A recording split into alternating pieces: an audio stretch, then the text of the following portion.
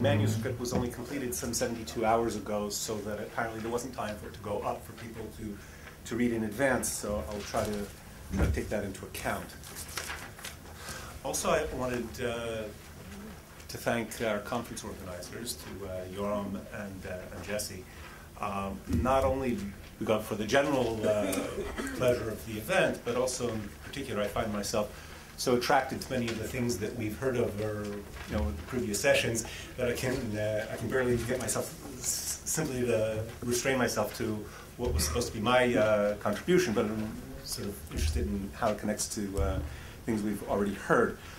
So I'll try to restrain myself. In particular, I also want to thank Marius because I found both his own presentation and some of the literature that it led me to be very thought-provoking.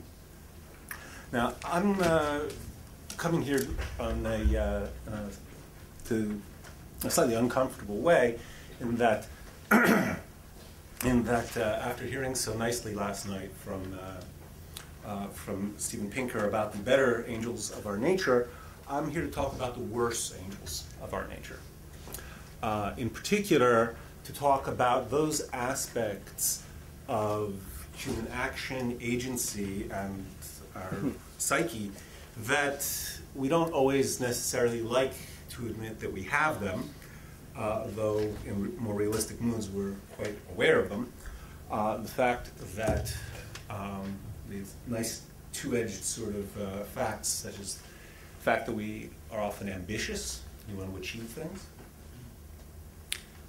which might be very noble, and it might lead us to trample on those in our way. That we like to have a sense of honor, which may have us behaving very nobly, and it may act as getting very prideful and not particularly nice to people who we feel haven't treated us as we think we deserve. And though, of course, we like to think that we have a sense of justice, the degree to which justice is distinguishable from revenge is one that remains to this day a problem in various legal contexts. And sometimes we want to have some leadership, we want to achieve something, and maybe that means that we're going to push hard and maybe push too hard. And indeed, as Pinker points out, the place where this very likely can, in some sense, logically, ultimately leads to is war and violence. Now, obviously, as we heard in detail, it doesn't always have to do that. The question that I'm more interested in is not so much how to deal with and prevent, though that's obviously a pressing political and ethical issue, but on the question of how it is and why it is that we're like that. And here I bring most of my inspiration from Plato. Plato's, for those of us who can remember back to our undergraduate years, a large portion of us probably had a chance to read Plato's Republic. I don't know who's had a chance to look at it since then, but some of us remember that the ideal city, which is sketched there, has three parts. It has its economic workers, it has its military enforcers, guardians, and of course it has its infamous philosopher kings. And this tripartite division of the state is supposed to be a metaphor for the tripartite division of the soul. The human psyche has in it the three parts of the reasoning part, which is supposed to make decisions and guide us, the spirited fighting part, which is in Greek called thumos. The word spirit has too many other connotations in English, so I'm going to try to see if we can stick to the Greek a little bit. And then, of course, they're all of our appetites, all the things we want, and the things we like, from nice pastries to hot showers and nice house and pretty partners and all those lovely things. And this same tripartite division appears in other Platonic dialogues with a different metaphor. In the Phaedrus and the Timaeus, you see on the chart some of the different ways that sort of plastic images that Plato uses to get across this notion of a tripartition. Now, at least at least since Hobbes and Hume, we've had belief-desire psychology. The truth is that, to a very large degree, it goes back to Aristotle's distinction between thought and between dianoia and orexis, between thought and desire, for lack of any more precise translations. And as a consequence of this, our ability to take this Platonic view with any level of seriousness has basically vanished. You can find little fragments in Aristotle, in the Aristotelian corpus, where he clearly has that Platonic tradition alive, both in the ethics and a little bit in the rhetoric, and yet, when push comes to shove, how do we account for what human beings do and what we are, he ends up giving us something like the bipartite theory. And so the thing that I've been struggling with for a number of years is try and understand why in the world Plato would think that the correct answer is 3 and not 2. And since plenty of the tradition that we have up until now recognizes that we have a reasoning part of the soul and a passionate part of the soul, for example, in Hume's formulation, finding a place for the thing in the middle, for the thumos, which Plato makes very clear what it is, but not how it is or why it is. It's the part that makes us be willing to sacrifice ourselves for a noble ideal, and it's the part that makes us prepared to stomp on people who we think deserve it. Either they deserve it because they haven't treated us nicely or they haven't treated somebody else nicely. The part that can get pugnacious, and the part that, connecting with what Marius was describing, the part that wants to succeed. That is to say, we don't merely want to set out on doing things, we want to carry them through to success. Or as one of our questioners asked, what about the cowardly murderer? Okay, what about the non-cowardly, not even necessarily murderer, the non-cowardly paper writer, the non-cowardly driver of their kids to school in the morning. We want to get there successfully. And there are lots of things that are going to happen along the way that will potentially prevent that. Now, something that I do not want to go into today, because it's an extraordinarily complicated process, is trying to explain how all the many, many different things that Plato attributes to this one aspect of the soul, how they all hold together. I will claim without proof, and if anybody feels like it, I will sketch the best that I've managed so far to figure out how it works. I will simply claim without proof that all the political aspects of our thumatic lives, the desire to become somebody important, the desire to be recognized in our field as somebody who's made a real contribution, those of us who want to live in a society that we can feel proud of, we look at, more than just sort of pride, like we look at who we are and what we do, and we say, yes, that's the way we should be, or conversely, no, we really need to change ourselves, improve ourselves in respects X, Y, Z. All of those, both on the political level, on the personal, ethical level, even on the level of how we come to be the kinds of people who want to be, to use the formulation whose author I'm sad to say I'm not remembering at the moment, to be the kinds of people who think that we're inferior to the person we ought to be.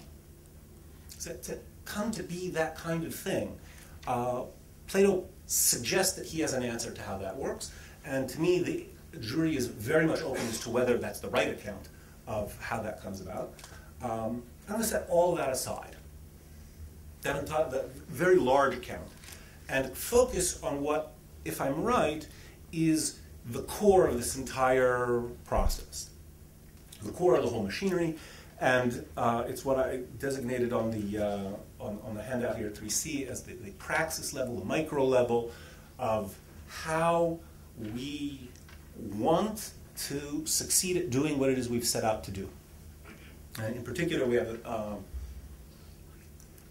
at the end of the Republic, when Plato describes the 3 parts of the soul and what they're like, he describes the reasoning part of the soul as loving wisdom, having philosophia, a love of wisdom, and then describes the spirited part of the soul, describes the most as having philonikia, love of victory, Nike. Remember the only picture I felt with putting up here, but just didn't deal with the logistics, is that beautiful the winged victory of Samothrace. This for those of you who've been to the Louvre, we have this the head unfortunately is missing, though maybe today that's part of the power of the statue. The wings spread, looking out to something that we know not what. Anyway, that's neat. That's how the Greeks pictured Nike, and the claim then is that there's a part of our psyche which loves victory. There's a part of our psyche that likes to make sure that what we set out to do, we do. And that, moreover, that the way that thing works is in important ways different from the way our reasoning works, from the way our desiring works, that it has, in a sense, a logic of its own. And what I'm going to try to sketch is a little bit of what I think that logic looks like. You know, how those parts fit together. Since as Plato makes clear, when you add it all up, the thing it all adds up to, sadly enough, is the possibility of war. One of the, perhaps the most influential Western thinker on what war is and how it works, helped me quite a bit in formulating what it is that's going on in the logic of Plato's Thumos. And this is Clausewitz's famous On War. Now, regardless of what we may or may not think about the metaphysics of agency, there's been going on for decades, you can guess whether it's 4 or 8, some flap over the question of, is it true that every time we do something, we also try to do that same something? To the degree possible, I'm going to try to sidestep that. I don't think that there's anything, I don't think for my purposes anything decisive turns on it.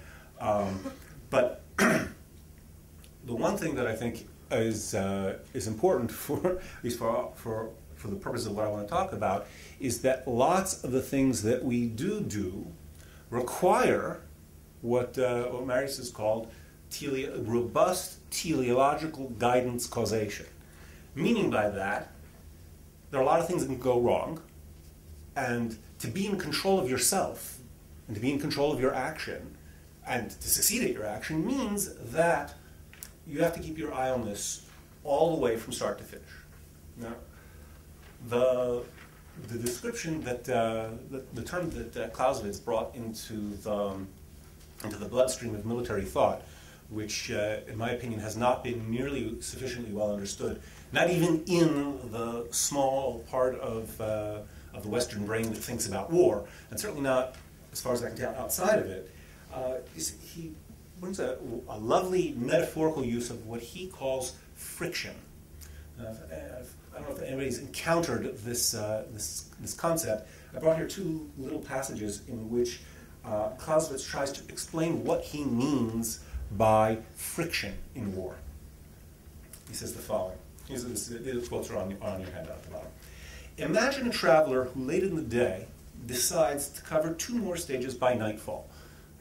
Details of stagecoach travel I don't think we need to reprise. I think it becomes pretty clear. He says, only 4 or 5 hours more on a paved highway with relays of horses. It should be an easy trip. But at the next station, he finds no fresh horses, or only poor ones. The country grows hilly, the road bad, night falls, and finally, after many difficulties, he is only too glad to reach a resting place with any kind of primitive accommodation. It is much the same in war. Countless minor incidents, the kind you can never really foresee, combine to lower the general level of performance so that one always falls far short of the intended goal.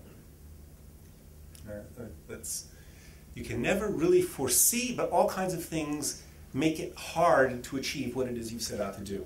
There's an interesting little coda to this. He says, iron willpower can overcome this friction.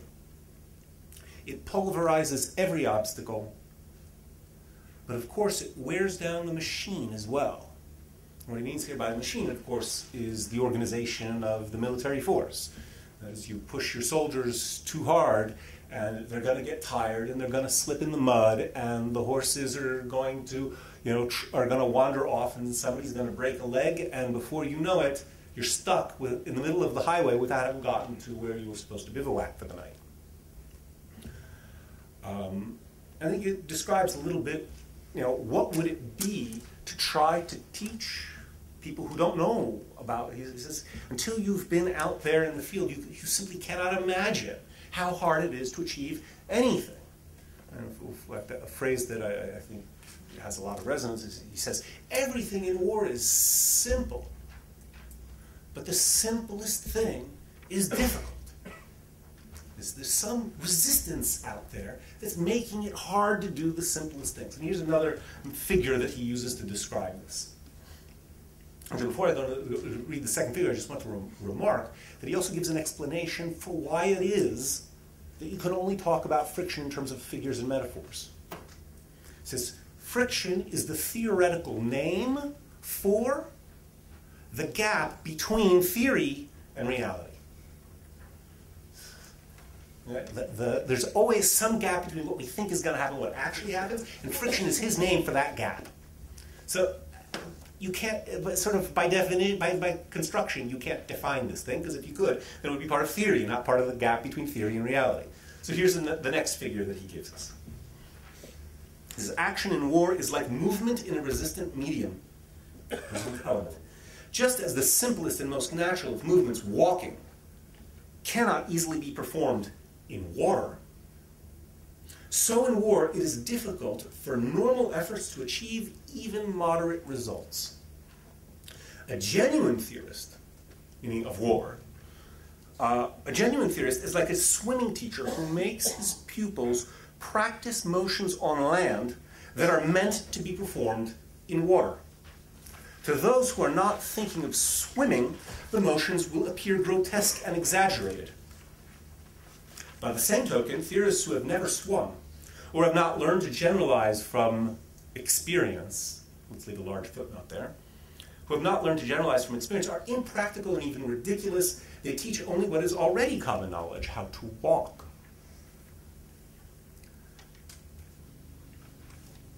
Now that footnote that I left there about generalizing from experience, and the fact that he brings examples of stagecoach, two different examples of locomotion, one trying to walk versus trying to swim through water on the one hand, on the other hand, the example of trying to move forward with your stagecoach journey.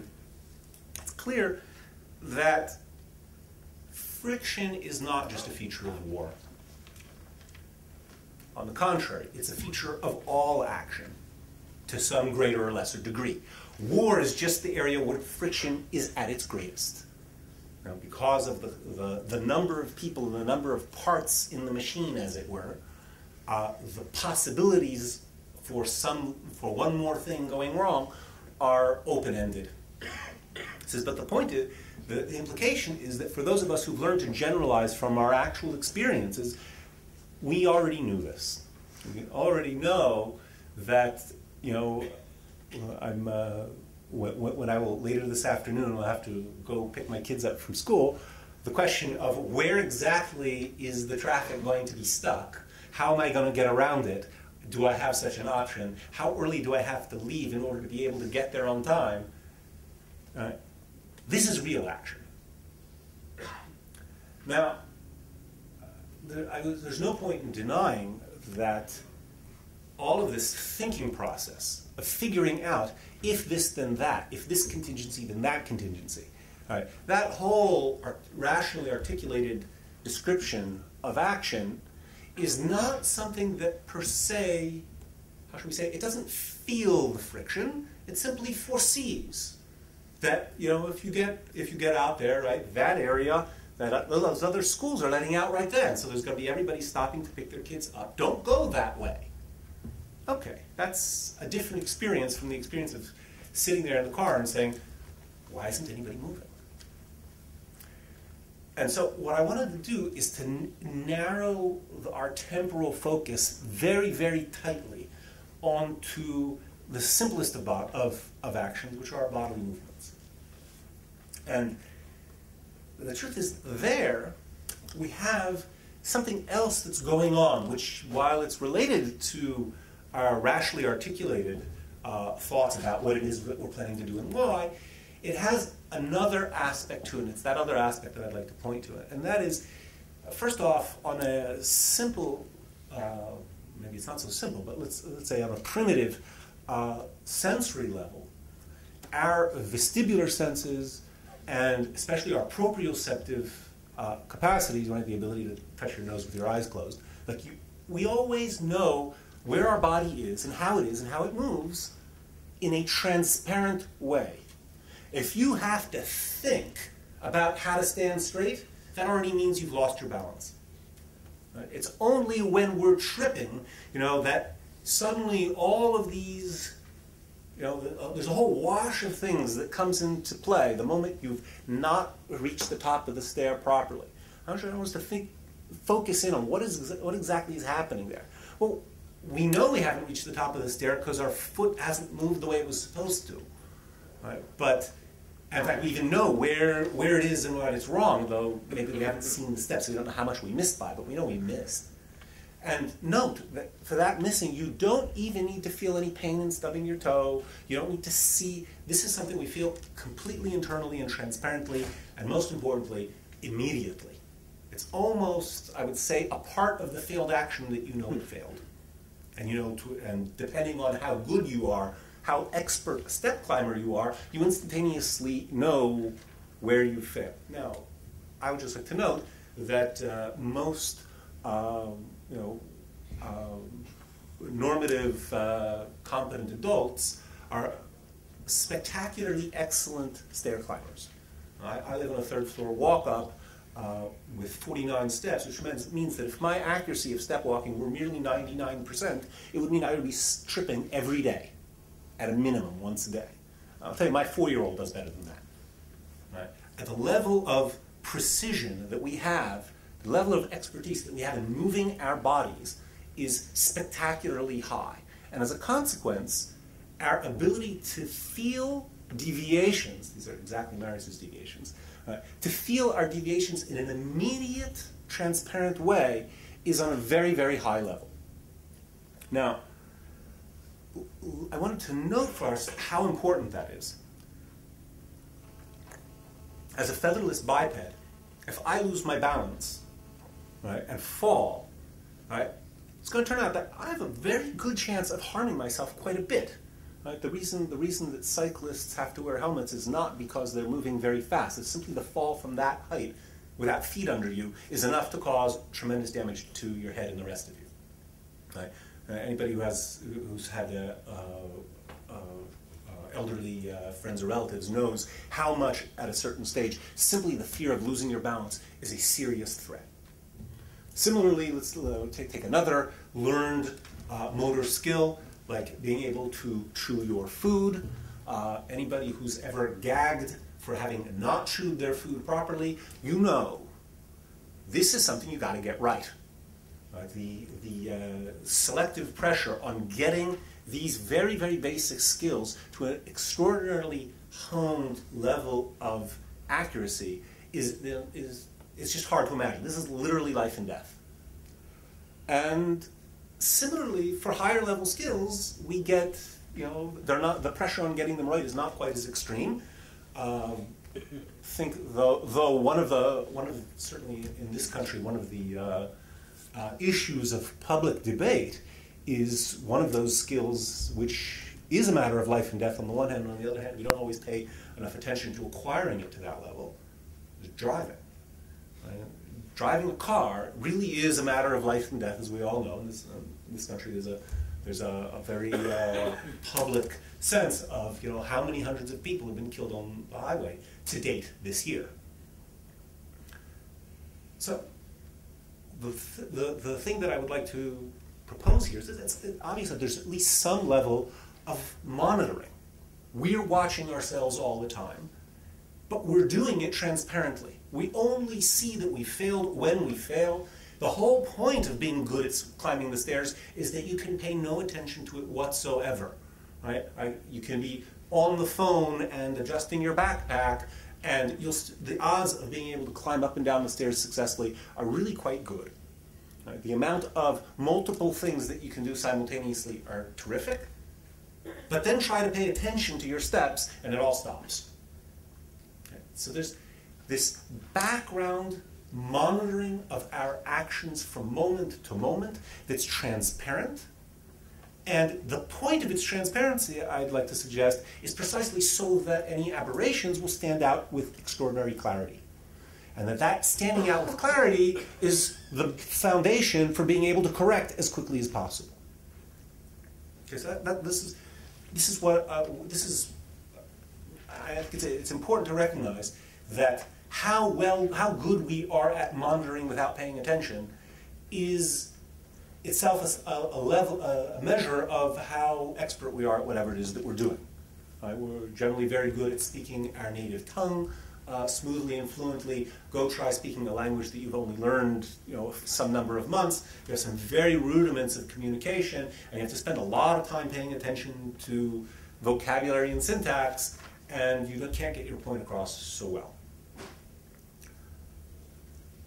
So the foundation for bodily movement, as I've suggested, is vestibular and proprioceptive, something that is learned for those of us who acquire these skills in a straightforward way. And this is true for just about any skill that we'll acquire. Playing a guitar, shooting a basket, driving a car, learning a language, learning how to write a research paper. And one of the things that goes with getting good at the skill is that as you go through, you have an immediate sense of how well you are doing. Have you gotten as far as you ought to have gotten by now? Right? Am I up to pace? And the faster the thing you're dealing with goes, the harder you have to work to make sure that you're on top of things. Driving a car faster means you have to pay more attention to being very precise. And at the extreme, as you get into race car driving, the car goes faster and faster and faster, and everything else disappears from consciousness. You spend all your time, all of your attention is focused on driving that car.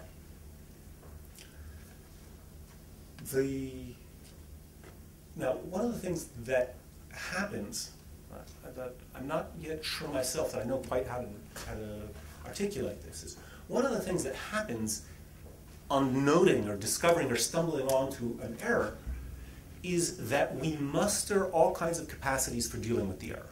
Now, in some cases, the mustering capacities are very easy, right? Like, move my foot a little higher and I'll get onto the step, right? But if anybody who's ever been in a traffic accident knows that the moment that something's gone wrong, your focus becomes total. Everything else disappears. Right? There's been some research on this that I haven't yet seen anybody who thinks they have a conclusive explanation of just all the details. But focus, mental resources are, as it were, funneled very strongly into correcting whatever the error is. And bodily resources too. Our muscle tone goes up, blood pressure goes up. There's the whole sympathetic nervous system kicks all kinds of things into gear. And usually, of course, with traffic accidents, things are moving so fast that the adrenaline, right, of the heart pumping and the hand quivering, only kicks in after all the fight's over. Right? That's the nature of traffic accidents, is that they just go so fast. But if you can imagine ourselves back in a world closer, if we put ourselves in Pinker's time machine and go backwards, the way I like to do this is by pleasantly reading the Iliad before bedtime. And I can tell you that there's nothing that even the most graphic zombie movies can do gets anywhere near the graphic character of death on the battlefield in Homer. Wow, that's a world to calm. That's a great description to calm you down and go to sleep. Right? The tension that your entire system kicks in order to respond, and this is just fiction. Right? And then in reality, the mustering of physical, emotional, psychological resources have to be poured into responding to a deviation, that ability is something that's, I'd like to say, sort of built into us. That's one of our fundamental features, and if I'm right, this pair of noticing deviations and mustering resources to correct them in a more or less transparent way, but one that sort of depends on our skill abilities in a particular field, that core of action correction is the core of what makes Plato's thumos tick. And if I've described it correctly, then I think it should be pretty clear why a belief desire account of action is unlikely to do such a good job of accounting for how this all actually plays out.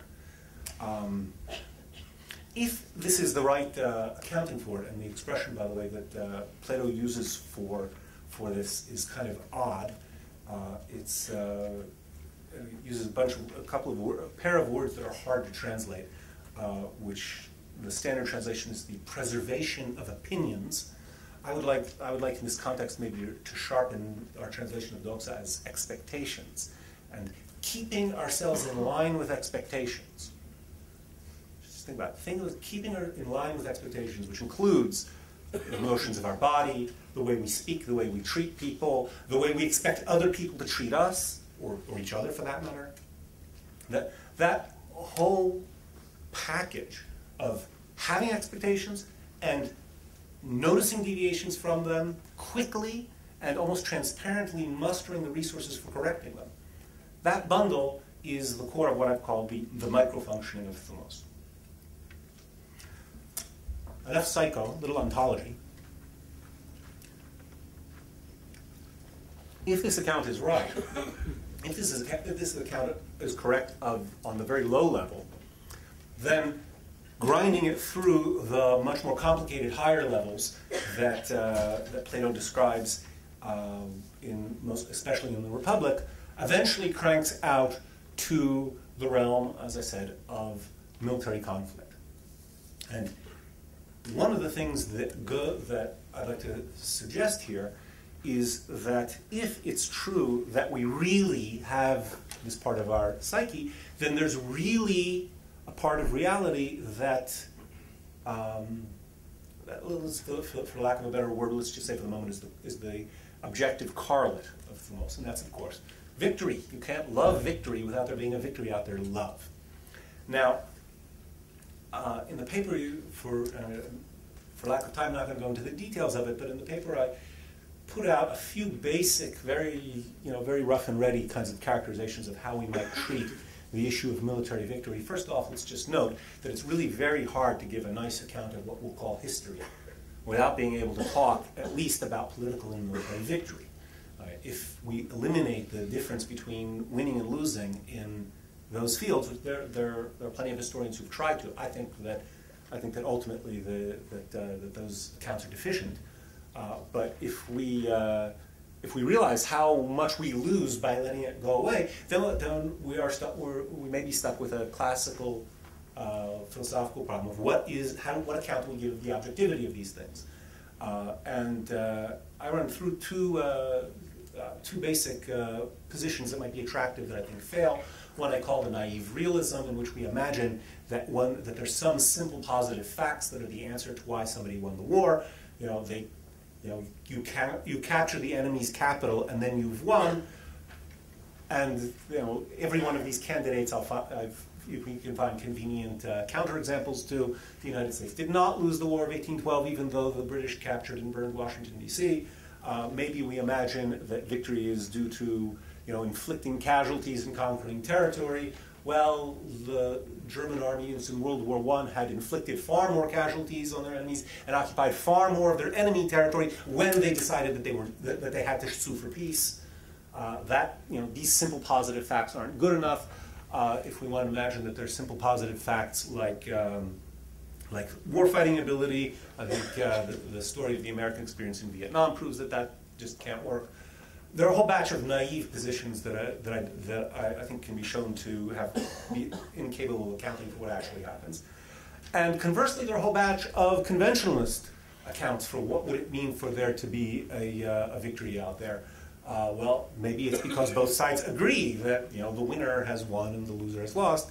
And oddly enough, Clausewitz himself seems to contradict himself on this matter, and he thinks that the war this is a quote in 10a, war is an act of force to compel our enemy to do our will.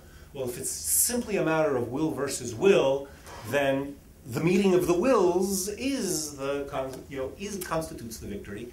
I think that how should we say, tragically enough, cannot work because, again, as Steve Pinker reminded us, there is such a thing as genocide. I don't think that there was anybody in Carthage who agreed in 146, BC, let's agree by convention that we'll concede victory to the Romans. Right? The only opinion that mattered was Cato the Elders, who said, moreover, Carthage is in need of destruction. And indeed, Carthage ended up being destroyed, and that had nothing to do with any conventional decision. So if it's true that conventionalism fails and some naive realism fails, the offer that I'm going to put on the table is something like this. If it's true that every action has within it an element which is not only a rational element and not only a desiring element, but is also a spirited or phlegmatic element of monitoring, mustering, and correction, then it's the case that basically everything we do has within it some element of success and failure. You climbed up the stairs, everything went okay. Josh. Almost time. Less than 5 minutes. So you climbed up the stairs, everything went fine. Right now, I had a Wittgensteinian friend of mine laugh at me about this last week, and so I tried to find, you you woke up this morning, congratulations on your success. And this is, of course, the point where the word success only seems to have some natural meaning in the context of having first brought up the possibility of failure. And by talking about suggesting the ubiquity of friction, to some degree I've put on the table the ubiquity of the possibility of failure, which maybe means I can't avoid ending up with O'Shaughnessy and Hornsby as the people who think that trying is ubiquitous. I'll try to suggest why that might not be true, and that would simply be to say, how are you today? I'm fine. If you know how to say, how are you, I'm fine, without having been asked, did I succeed or fail, right? I think we know when we're doing well, and I think we know when we're not doing well, pretty much transparently. Or, you can say, on the other side, you can say, we ask ourselves that question all the time. Right? So, maybe there's room for reopening that debate. But if I'm right, that there's some element of monitoring and making sure that we're on track at all times, then this gives a kernel from which it's possible to give an objective account of military victory. Because a military action is built up of any number, an endless number of little tiny military actions, and who sees who first, who sneaks by without being seen, whose gun jams, who gets their shot off first, who hits, who misses. Every one of these is subject to some degree of success and failure. And if we take this endless bin of success and failures and dump it into some kind of compositing account, then it seems that what should be able to come out at the end is an actual answer to who actually won. In a sort of, it's neither simply objective out there, because if there are no minds to judge how we're doing, then there are no victories.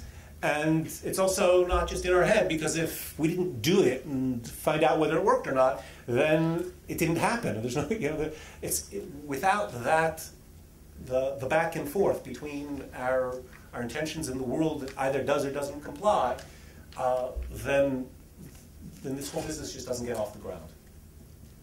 I'll just note, in closing, 2 remarks simply about how complicated this compositing, what I call compositing, really is. And I don't want to imagine that the question of who wins and who loses a military engagement arises just from these tiny micro structural aspects of action. So I'll just name, for the sake of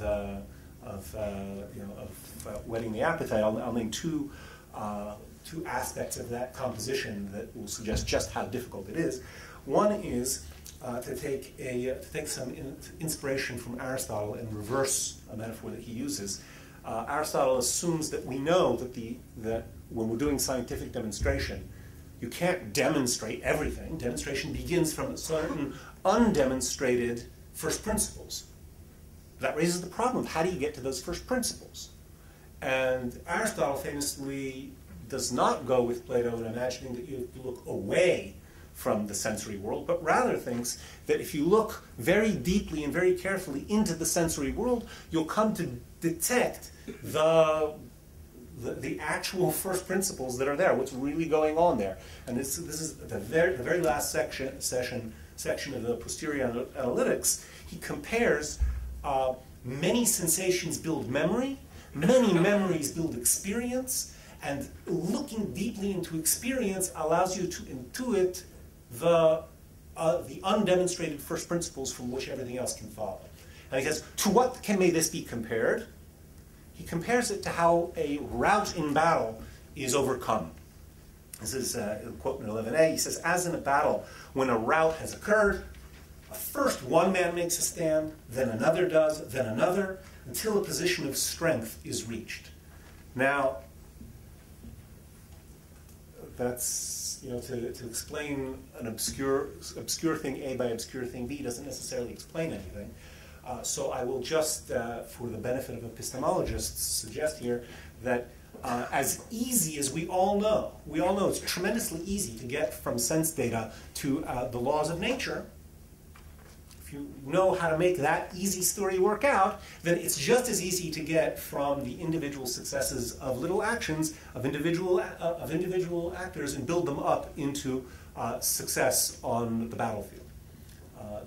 To run Aristotle's metaphor in reverse.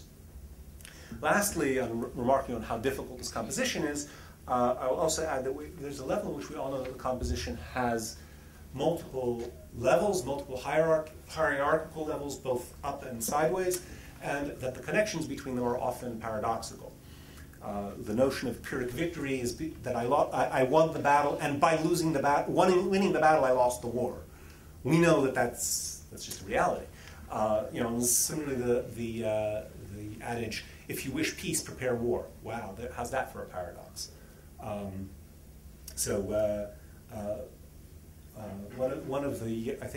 Another one of those thinkers on military affairs from whom I think their ideas would benefit from moving out from being left to the generals and the historians, and I think that those of us on the philosophy cognitive side of things would get a lot of interest out of them, is Edward Luttwak's book Strategy, The Logic of War and Peace, tries to track out this paradoxical logic. And here's the last quote that we have there. He talks about the reversal of the coming together of opposites. He says, only in war can a bad road, imagine an army, a unit setting out to go from point A to point B. One road from point A to point B is clear and straight and well paved, and the other road is windy and ill-kept, and you don't even know how long it's going to take to get there. He says only in the context of possible conflict can this even turn into a question. And he says, but in the context of possible conflict, it could be, as he says, only in war a bad road can be good, precisely because it is bad. And because it is bad, the other guy might not think to guard it so well, or might not even realize that you knew it was there. And wow, if we buy this, the paradoxical aspect, then the compositional job of how you get from success on the level of micro actions of agents of the kind that I've connected, starting from the level of our proprioceptive abilities, building that all the way up to the question of who actually won. Well, that's an extraordinary task. So I don't want to imagine that the composition is easy. All right? But if it's true that it can be done, then there's a foundation in the way we interact with reality that creates history as we know it. Yeah, thank you.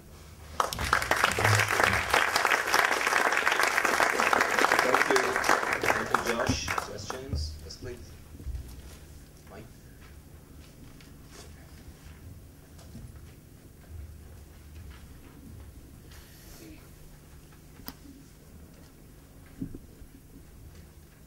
Hi.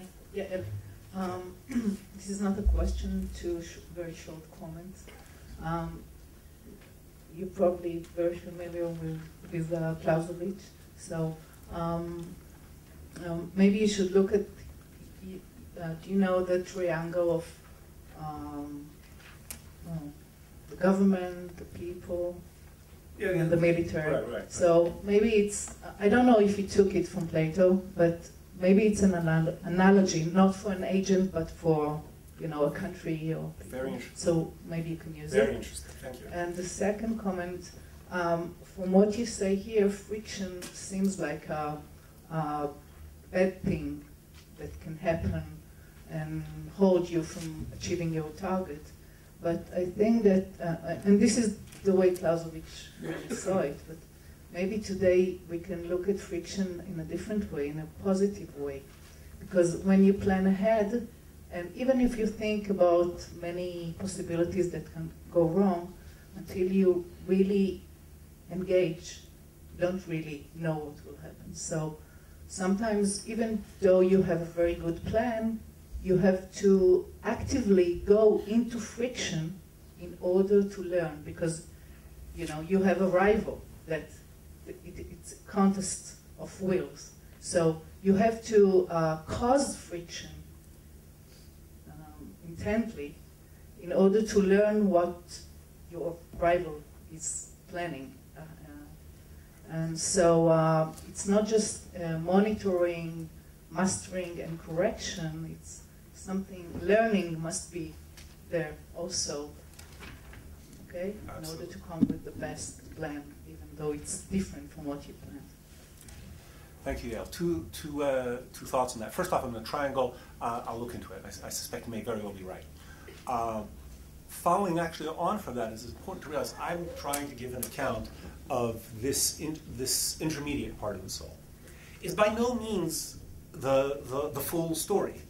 And one of the interesting features of when you put our reasoning capacities into the picture, reason and thumos have a tendency to get in each other's way, for the simple reason that when the world doesn't behave as we expected, reason likes to have a direction to fit, which says, oh, I've now learned something. Now I'm going to change my beliefs to fit the world.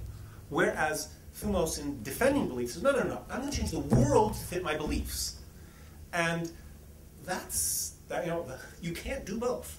You can't just do both. But you can interleave them back and forth.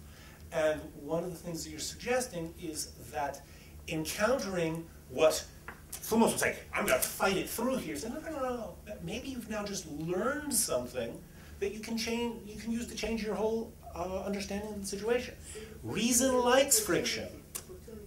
Reason likes friction, right? This is when we hear epistemologists bothered that coherentist accounts are frictionless spinning in the void, right? For people who've encountered this expression, and complaining that coherentism doesn't have any contact with it. It doesn't have the friction that tells us we're wrong to get us to correct, to get it right.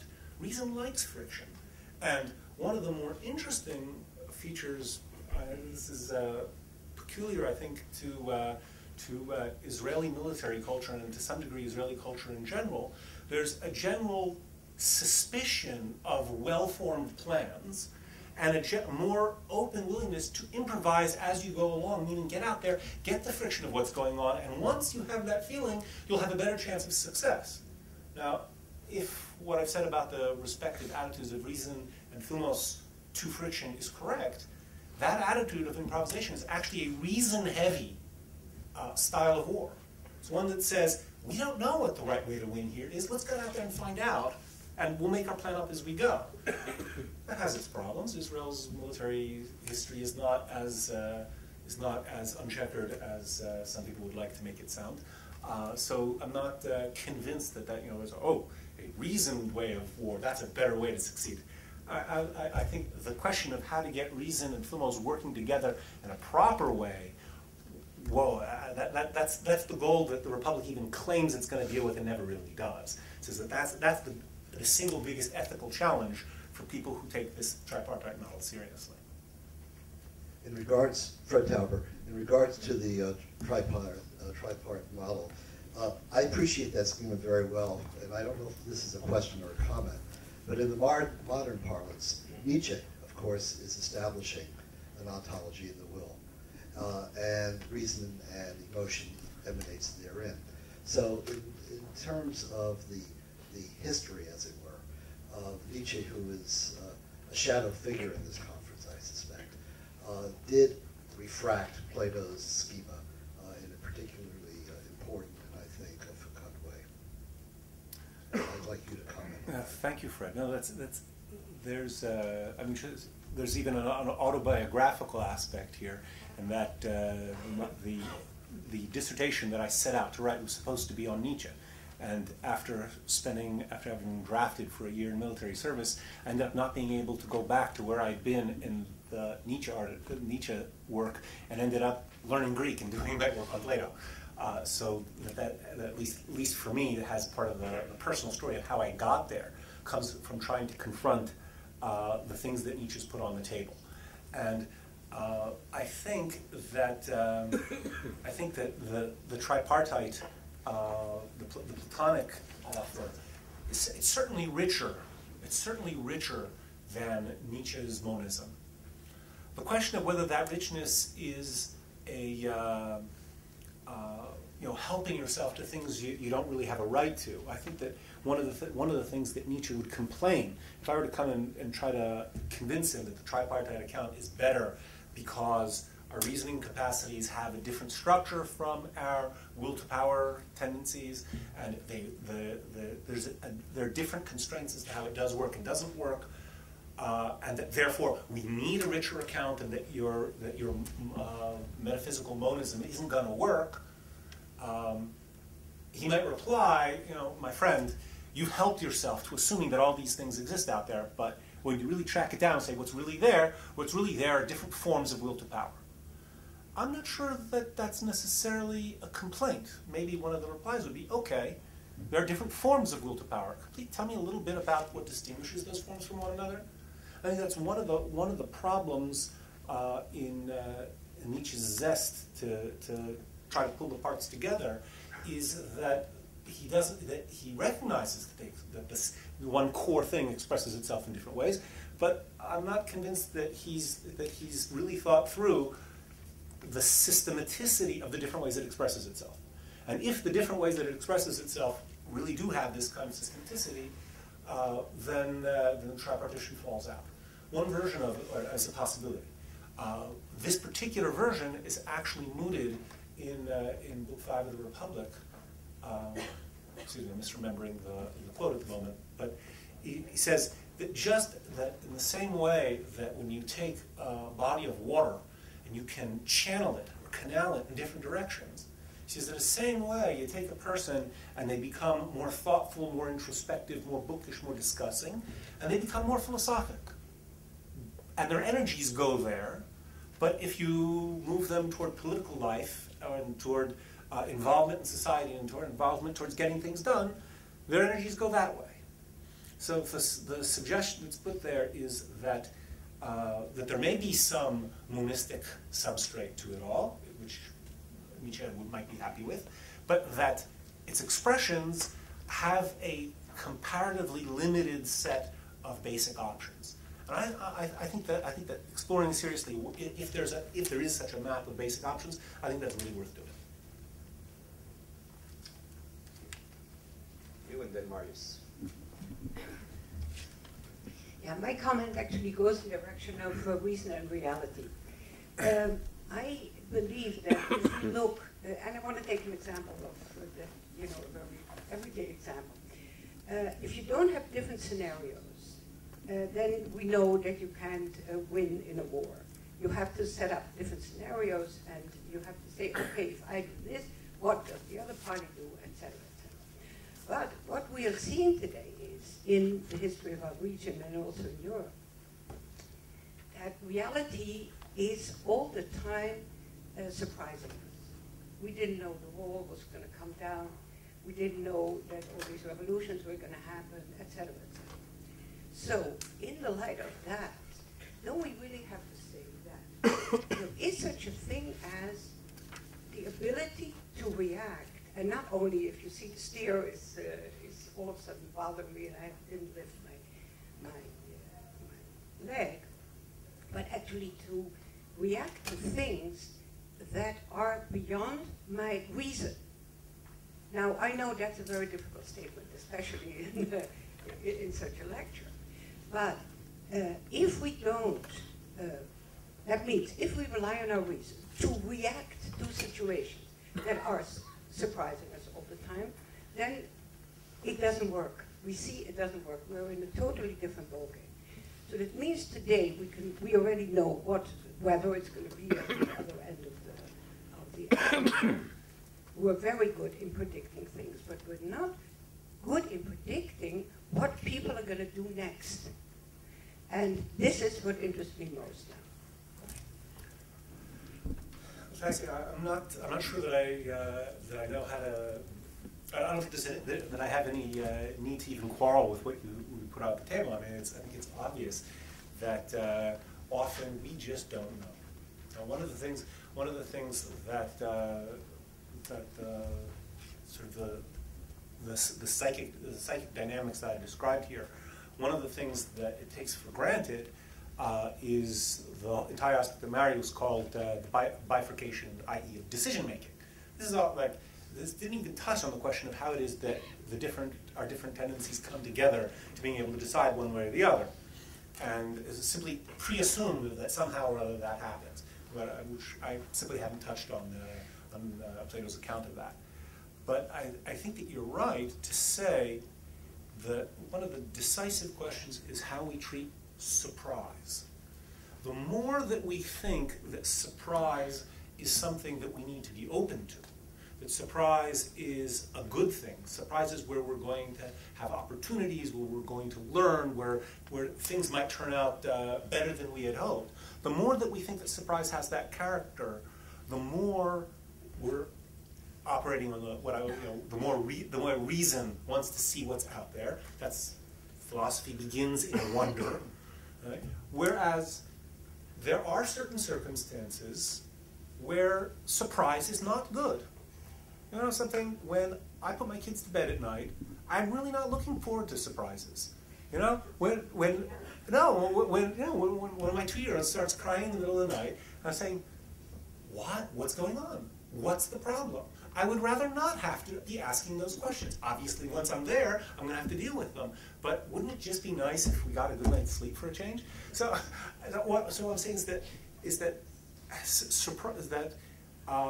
surprise, our stance towards surprise is a really deep ethical issue, potentially. And one of the things I think that we can't deny that when you read Clausewitz's description of the way, as it says, iron willpower, pulverizes all the obstacles in the way.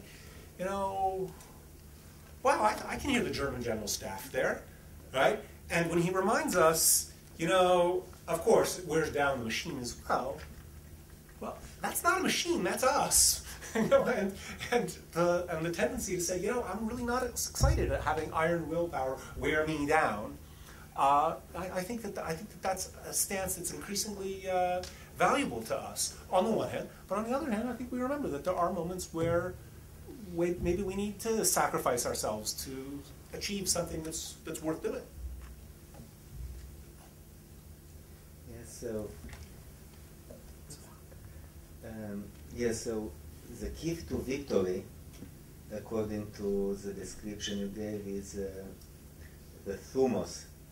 And if you take it for the field of military victory, one would think that it should be related to the thumos of the leader.